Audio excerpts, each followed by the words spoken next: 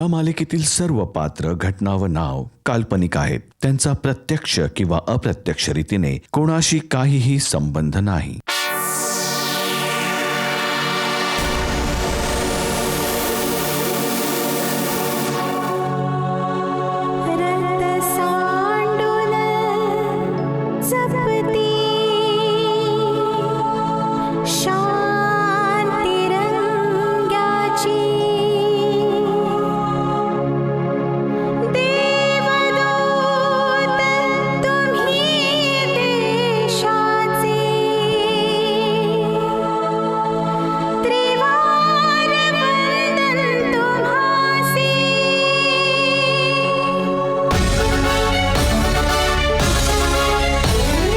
दैत्यांचा हा कर्दनकाळ, भल्यांचा हा पक्कायात, झुंज देण्या अन्यायाशी सदैव हा तयार. झुंजार हा वज्र हा पोलादी वीर हा, जुलमी अत्याचारांचा करतो बंदोबस्त हा. करण करण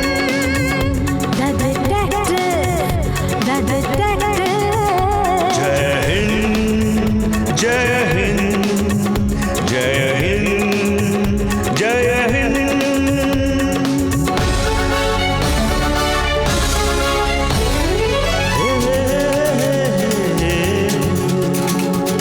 दुश्मनांची वक्रदृष्टी देशावर जर झाली कधी, काळाला हा खिळवून ठेवी, दुश्मनांची दैना करी.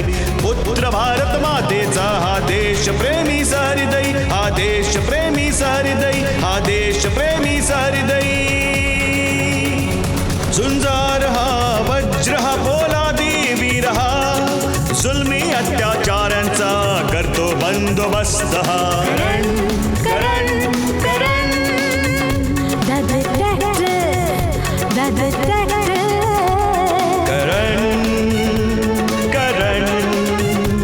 करण द डिटेक्टिव्ह. राठी सर, जर गोळी त्याच माणसाने झाडली तर सीसीटीव्ही फुटेजमध्ये ही घटना नक्कीच रेकॉर्ड झाली असणार.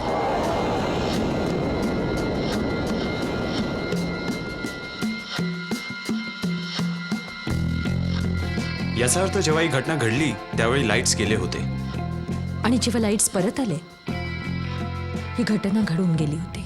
फक्त एकदा डोळे उघडा आणि मला शटअप म्हणा. मी आयुष्यभर शटअप होईन सर. माहिती काढा की माझ्या कोणत्या केसमध्ये शिक्षा झाल्यानंतर एका तरुणाने जेलमध्ये आत्महत्या केली होती.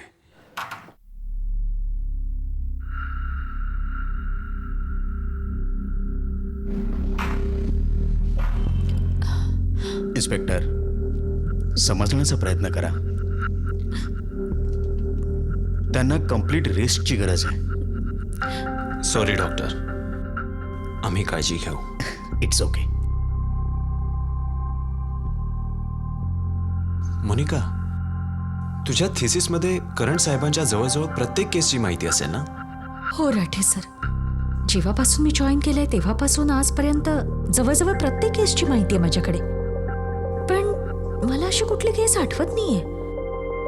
पण हो, करण सरांच्या कम्प्युटरमध्ये जवळजवळ त्यांच्या प्रत्येक केसची माहिती आहे. जर तुम्ही म्हणत असाल तर ठीक आहे, तू करण सरांच्या ऑफिसला जा, मी पोलीस स्टेशनला जातो. जशी आपल्यापैकी कोणाला काही लीड मिळेल आपण एकमेकांना इन्फॉर्म करू. ओके. Doctor, yes. मला त्या गोळ्या पाहिजेत ज्या करण साहेबांच्या शरीरातून काढल्या आहेत. नक्कीच या.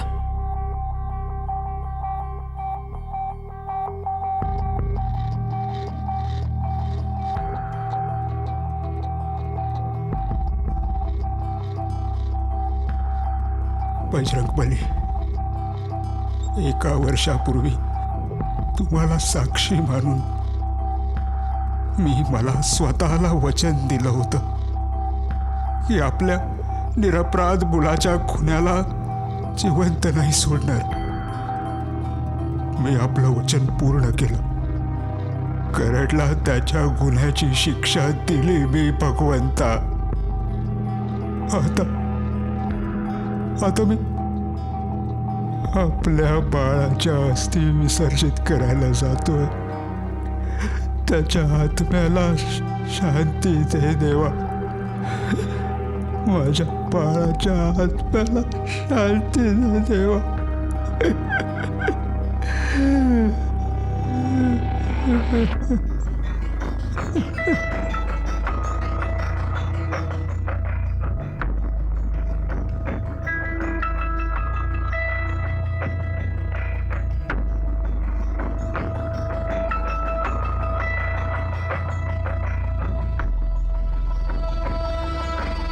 आता एक ताजी बातमी. सुप्रसिद्ध गुप्तहेर डिटेक्टिव्ह करणला त्यांच्या ऑफिसमध्ये येऊन एका अज्ञात माणसाने गोळ्या मारल्या. त्यांना त्वरित हॉस्पिटलमध्ये घेऊन जाण्यात आलं, जिथे त्यांचं ऑपरेशन केलं गेलं. डॉक्टरांचं म्हणणं आहे की ऑपरेशन तर ठीक झालं, पण त्यांची हालत चिंताजनक आहे. फार मोठं पाप करण्यापासून तुम्ही वाचवलत मला बजरंगबली. नाहीतर मी आपलं वचन पूर्ण केल्याशिवायच आपल्या मुलाच्या अस्थी विसर्जित केल्या असत्या.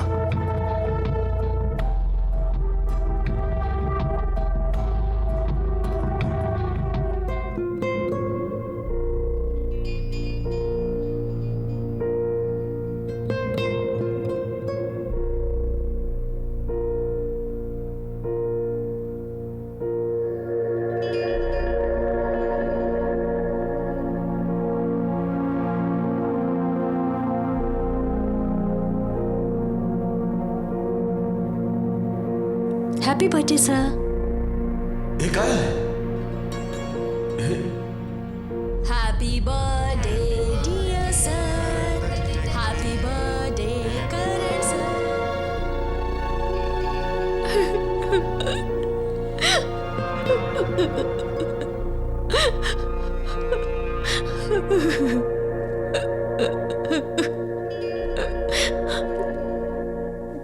नाही मोनिका, मला हरून या. जगातून नाही जायचंय मोनिका. मी त्याला वचन दिलं होतं की मरणाआधी मी त्याला गजाआड नक्कीच पोचवेन.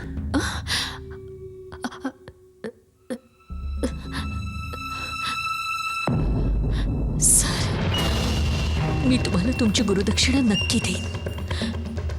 नक्कीच देईन.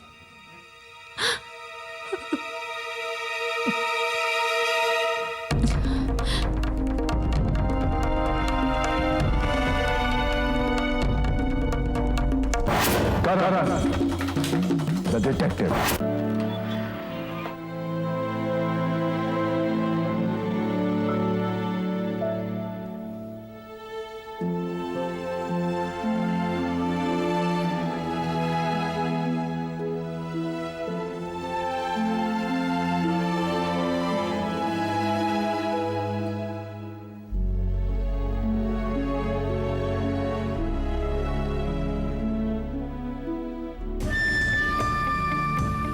लोकांना वाटतं की कायद्याला हृदय नसतं.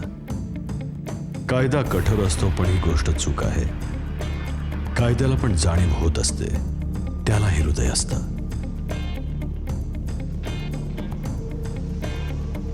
राठी, थँक्स. सर तुमच्यासाठी तर जीवही देऊ शकतो.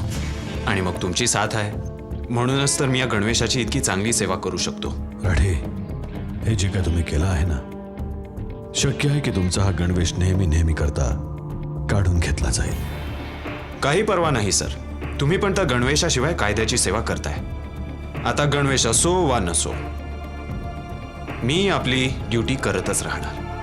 राठी, मला गर्व आहे या गोष्टीचा की मी इतकी वर्ष तुमच्यासोबत काम केलं आहे.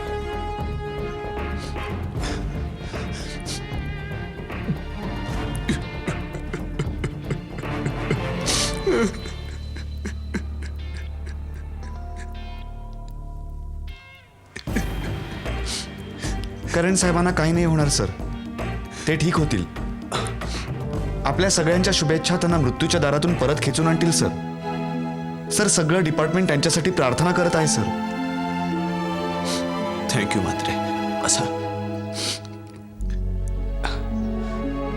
म्हात्रे, या त्या गोळ्या आहेत ज्या करण साहेबांच्या शरीरातून काढल्यात. यांना लवकर फॉरेन्सिक लॅबला पाठवा आणि माहिती काढा की या कुठल्या मेकच्या रिव्हॉल्व्हरमधून चालवल्यात आणि यामध्ये जी दारू वापरली गेली आहे त्याचीही माहिती काढा. नेहमी गोळीतली दारू गोळी चालवणाऱ्याच्या हातावर पडत असते. शक्य आहे की हल्लेखोराच्या हातावर या दारूचे ट्रेसेस आपल्याला मिळतील आणि आपली केस स्ट्रॉंग होईल. Yes sir. आणि म्हात्रे, या शहरामध्ये जितकी काही स्मशानं आहेत तिथे जाऊन इन्क्वायरी करा. कारण करण साहेबांच्या स्टेटमेंटच्या अनुसार त्यांच्यावर अटॅक करणारा वयस्कर आपल्यासोबत एक अस्थि कलश घेऊन आला होता, ज्याच्यातली राख आम्हाला करण साहेबांच्या इथे पण मिळाली होती. तर माहिती काढा की मागच्या काही महिन्यांमध्ये किंवा वर्षामध्ये कोणा वयस्कराने आपल्या तरुण मुलाच्या चितेला अग्नी दिलाय. अशा तर कितीतरी वयस्करांनी आपल्या मुलांच्या प्रेतांचा अंतिम संस्कार केला असेल सर. मला माहीत आहे म्हात्रे, पण प्रयत्न करायला काय हरकत आहे. शक्य आहे की आपल्या हाती काही पुरावा लागेल. Okay sir. तसंही सर, तुमच्या सांगण्याप्रमाणे मी सगळ्या पोलीस स्टेशनांमधून करण साहेबांच्या इन्व्हॉल्वमेंटशी संबंधित केसेसची कागदपत्र मागून घेतली आहेत सर. गुड. चला.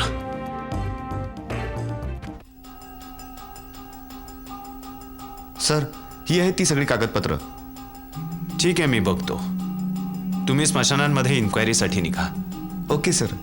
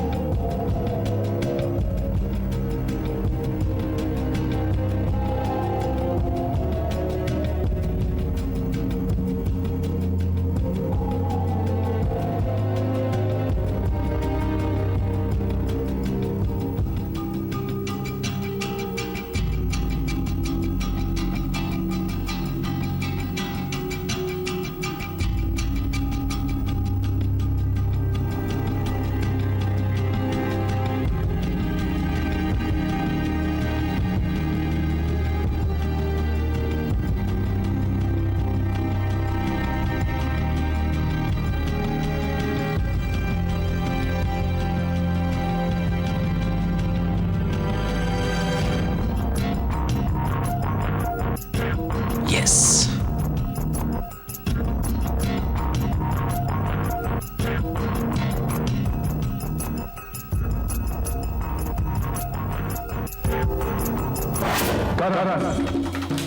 The detective.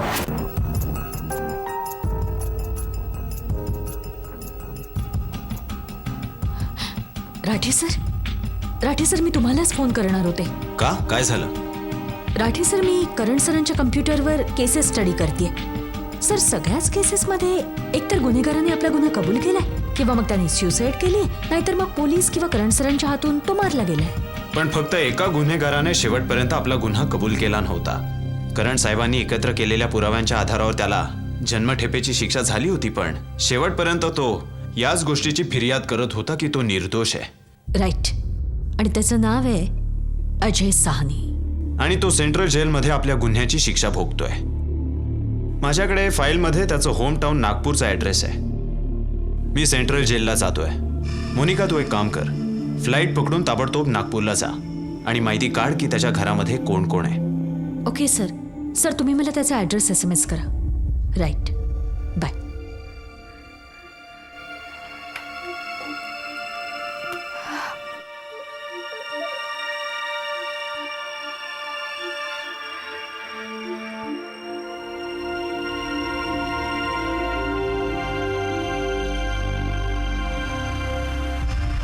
हे बघा मिस्टर राठी, हा जो अजय साहनी आहे ना, याने 1 वर्षापूर्वीच या जेलमध्ये आत्महत्या केली होती. हे बघा वर्मा साहेब, मला जरा विस्ताराने सगळी गोष्ट सांगा. तुम्हाला तर माहीतच आहे की करण साहेबांवर कोणीतरी जीवघेणा हल्ला केलाय आणि करण साहेबांवर गोळ्या मारण्याच्या आधी त्याने करण साहेबांना हे सांगितलं की करण साहेबांच्या खोट्या पुराव्यांमुळे त्यांच्या तरुण मुलाला शिक्षा झाली आणि त्याने जेलमध्ये आत्महत्या केली. आमची चौकशी असं सांगते की अजय साहनी तो मुलगा असू शकतो. आणि जर अजय साहनी तो मुलगा आहे तर त्याचा बाप करण साहेबांचा गुन्हेगार आहे. हो, यासाठीच तर जरा पूर्ण आणि सत्य गोष्ट सांगा. तसं जेलमध्ये आत्महत्या करणं एवढी सोपी गोष्ट नाही, कारण की जेलच्या ऑथॉरिटीज या गोष्टीची पूर्ण काळजी घेतात की कुठल्याही कैद्याच्या सेलच्या जवळपास अशी कुठलीही वस्तू असू नये ज्यामुळे तो आपला जीव देऊ शकेल.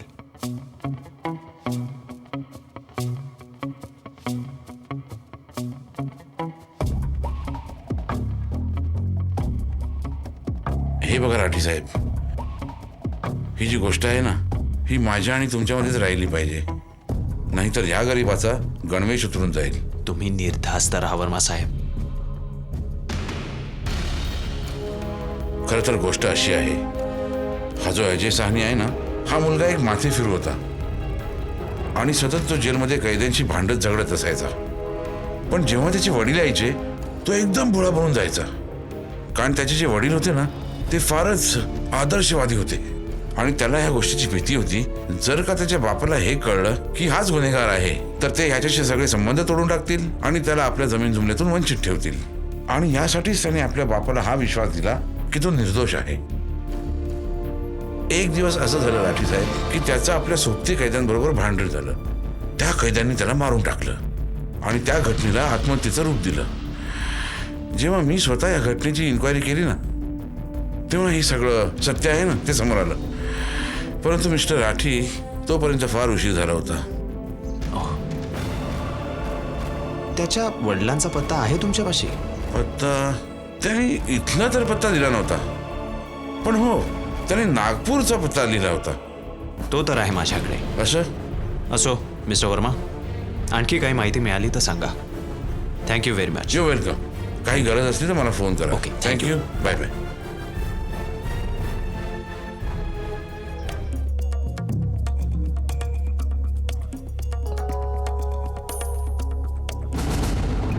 सर, सगळं ठीक आहे ना शिंदे? एकदम ठीक आहे सर. बस काही इमर्जन्सी केस आली तर डॉक्टर त्याला आत घेतात.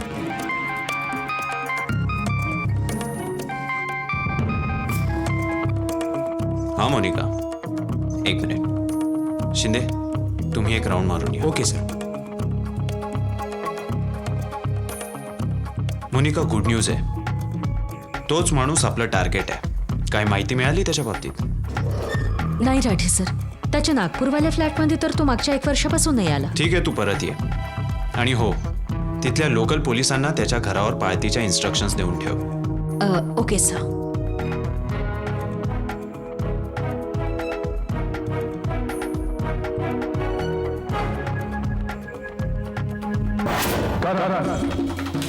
The detective.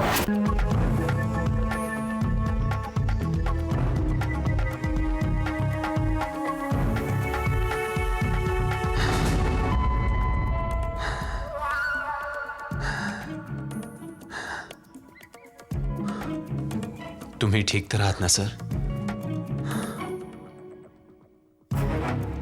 गोळी चालवणारा कुठल्या केस बद्दल बोलत होता मला समजलं नाही राठी. अशी कोणती अशी केस आहे जिच्यामध्ये मी एका तरुणाला काळ कोठडीच्या अंधारात ढकललं, त्याने आपला जीव दिला. कोणती केस आहे अशी? जीव घेतला नाही सर, जीव निघून गेला. मी सगळी माहिती काढली आहे सर. तुमचे पुरावे चुकीचे नव्हते. खरं तर जेलमध्ये त्याचं वागणं ठीक नव्हतं. त्याचं बऱ्याच कैद्यांसोबत भांडण झालं आणि एका अशाच भांडणात त्याचा मृत्यू झाला. कैद्यांनी असा ड्रामा रचला की त्याने आत्महत्या केली आणि त्याच्या म्हाताऱ्या बापाला ही गोष्ट खरी वाटली. काय माहिती मिळाली त्या वयस्कर माणसाची? नाही सर, मुलाचा बाप नागपूरमध्ये राहत होता, पण तिथे कुलूप लागलेलं आहे. आजूबाजूला विचारल्यानंतर माहीत झालं की तो बऱ्याच महिन्यांपासून तिथे नाही आला. सर, म्हात्रे स्मशानामध्ये इन्व्हेस्टिगेशनसाठी गेलाय. काही ना काही पुरावा नक्कीच मिळेल सर. राठी ते फार वयस्कर होते.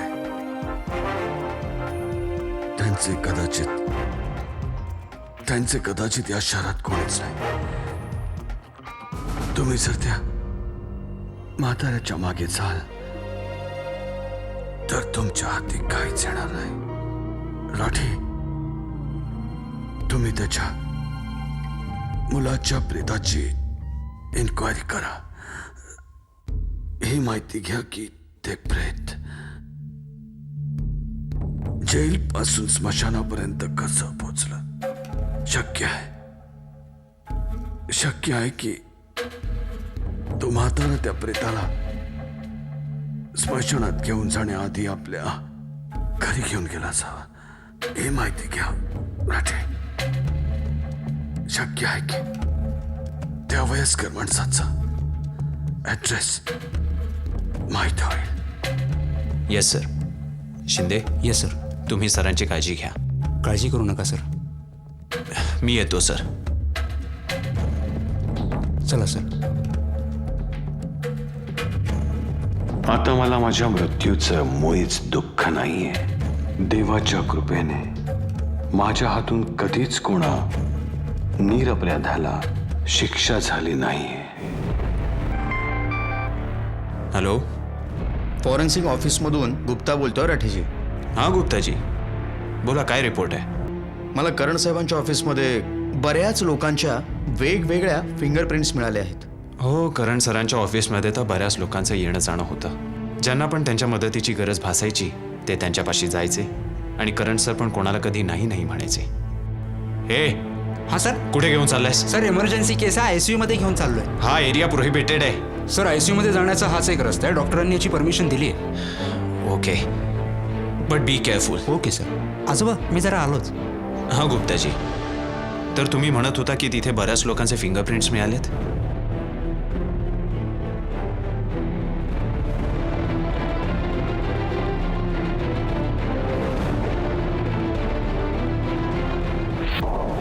मी परत येणार पुढच्या भागात आजच्याच दिवशी याच कारण The Detective.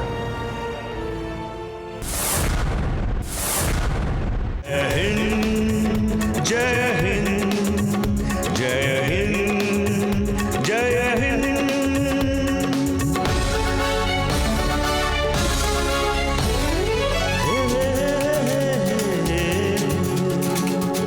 दुश्मनांची वक्रदृष्टी देशावर जर झाली कधी, काळाला हा खिळवून ठेवी दुश्मनांची दैना करी. पुत्र भारत मातेचा हा देश प्रेमी सहृदयी, हा देश प्रेमी सहृदयी, हा देश प्रेमी सहृदयी. झुंजार हा वज्र हा पोलादी वीर हा, जुलमी अत्याचारांचा करतो बंदोबस्त हा.